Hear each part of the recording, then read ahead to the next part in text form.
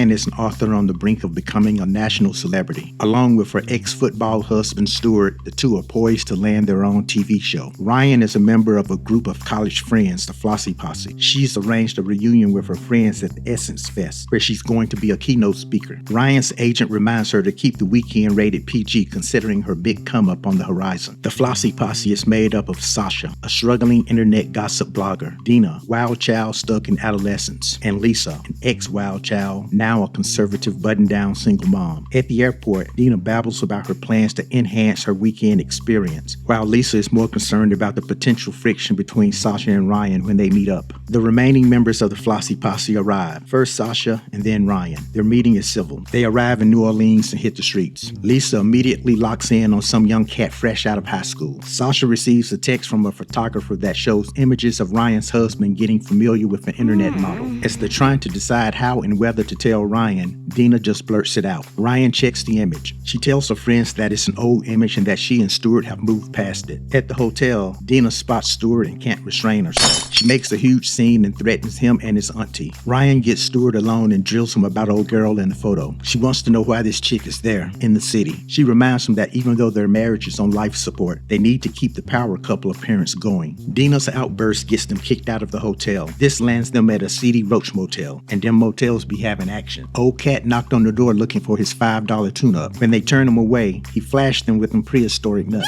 The ladies huddle up in VIP. They make it an objective to bring out the old freak nasty Lisa from way back in the day. When Ryan notices Sasha networking for her blog, she asks her to chill on digging for celebrity dirt and allow folk to enjoy themselves without concern of going viral. But Ryan don't put food on Sasha's table. Step off. We get a little more context to the beef between Ryan and Sasha. Seems that Ryan backed out of a business opportunity with Sasha a long time ago. Julian, a college friend of the posse, greets the ladies. There's mutual attraction between him and Ryan. Lisa bumps into the young cat from earlier. Dina goes girl crazy over a performance by Diddy.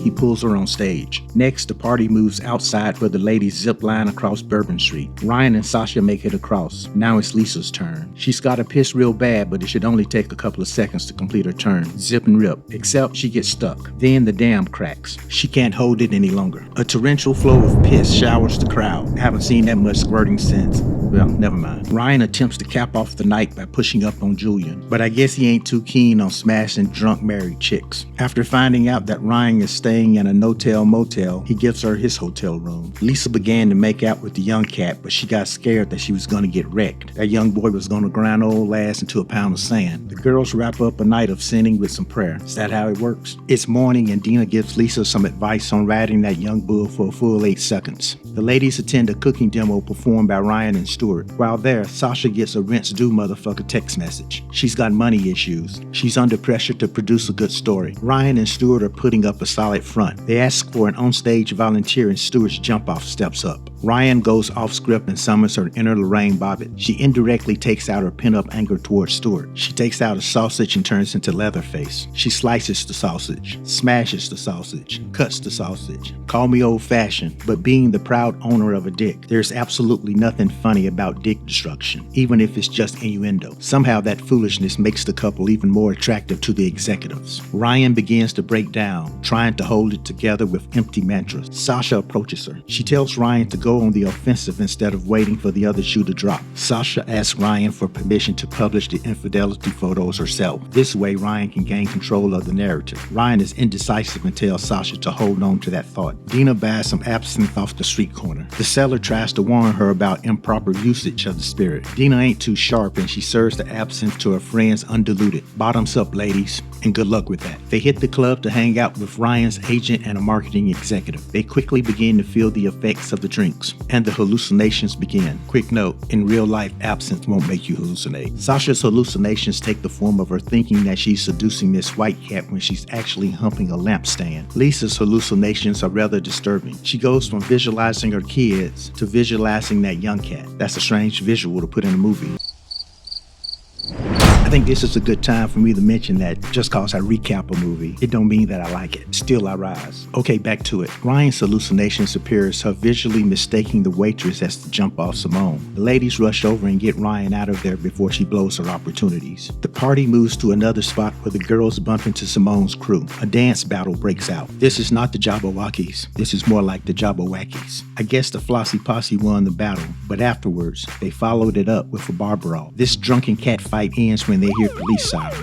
They ditch the wigs and escape outside into the awaiting vehicle of Julian. Ryan tried once again to offer him some leg, but he's still giving her the stiff arm. He's probably thinking, why every time she try to press up on me, she gotta be drunk. As the ladies walk back into the hotel celebrating the night, Lisa's teenage stalker materializes out of thin air. Ryan makes the mistake of handing out some backhanded motivation to Sasha. Sasha calls her out on her fake facade, advertising that everything is good and acting like she's got this. Lisa tries Dina's ridiculous grapefruit idea. As Lisa is robbing the cradle, the ladies hear a loud yell. That citric acid got in old boy C-hole and P-hole. This movie don't like dicks. The next morning, Sasha informs her team that she's gonna deliver on a big scoop any minute now. The scoop being the photos of Stewart cheating. At the offer meeting, Ryan and Stewart secure the business commitment from the executives. The offer is for a huge amount of money, more than they would have ever expected. Ryan celebrates with her girl. She tells them that she and her husband are going to try to work things out. The only lust greater than the lust for booty is the lust for money. This is not the time to break up. Besides, what is Sheriff without Sonny? Tina without Ike? Wait, those are bad examples. Ryan asks Sasha about buying those racy photos so that they don't get out. Simone, the jump off, marches into the spot and gets cut off by Sasha. Ryan notices from afar. Simone tells Sasha that she's pregnant with Stewart's baby. Plus, she's got more photos and dirt on them. Finally, she offers Sasha a deal to drop the dirt on Sasha's blog. Sasha breaks the news to Ryan, minus the part about Simone offering to do business together. Stewart shows up requesting a private moment with his wife. The unmarried subject, but the married one forsakes all others and decides to hear her hubby out. Stewart lays out the situation and reminds Ryan of what's at stake. He presents her with a solution that keeps their future plans intact. Logic seems to have won over. The marriage is done anyway. It ain't like she ain't been trying to throw it on old boy Julian. Well, the Flossy Posse don't like her decision and the yapping begins. Ryan gets interrupted by a phone call and then she seems to be even more pissed. At the same time, Sasha gets a notification on her phone. The photos have been leaked. Ryan accuses Sasha.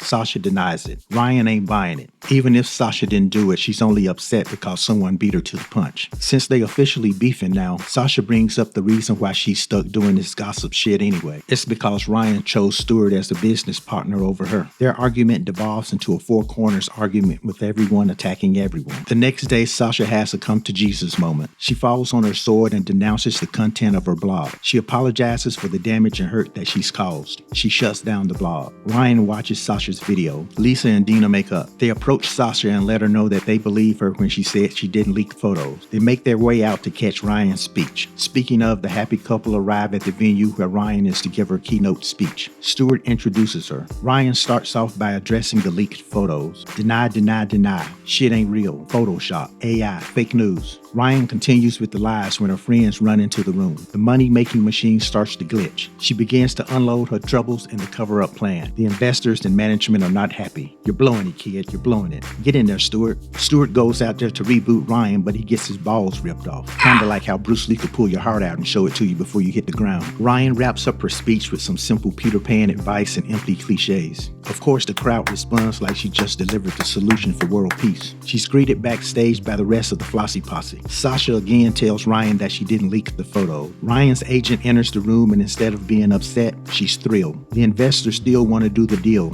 just without Stewart. More money for Ryan, I suppose. Whoopee. Ryan agrees to the deal on the condition that Sasha is brought in as a partner. The group celebrates. And in the end, I guess Ryan finally broke through with Julian. Protect your nuts, brah.